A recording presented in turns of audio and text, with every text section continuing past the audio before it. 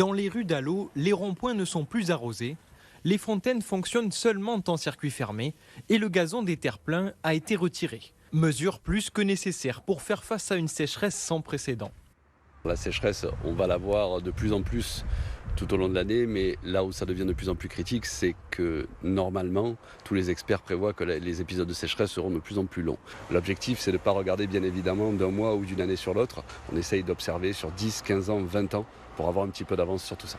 Comme à l'eau, 19 communes des Bouches-du-Rhône sont placées en niveau de crise depuis le début de l'été. Leur stock dépend de l'Uvonne, principal cours d'eau du département, quasiment à sec depuis des mois. Seuls quelques centimètres d'eau ruissellent en ce début octobre, situation plus qu'alarmante selon cet expert. L'ensemble des cailloux que l'on voit ici, des enrochements qu'on a au fond sur la berge, normalement sont recouverts d'eau. Sur une situation classique, on est à peu près à 10 fois ce qu'on voit couler là. On est sur des débits qui sont l'ordre aujourd'hui de 70 litres secondes, là où on devrait en trouver au moins 500. Jusque-là, c'était des phénomènes qui pouvaient arriver, qu'on a déjà vu dans le temps.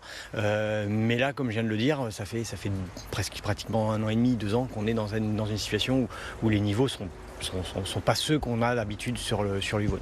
Seules des précipitations sur plusieurs jours pourraient permettre à l'Uvonne de retrouver un niveau de saison, mais il ne devrait pas pleuvoir avant la fin du mois au moins, selon les prévisions météo.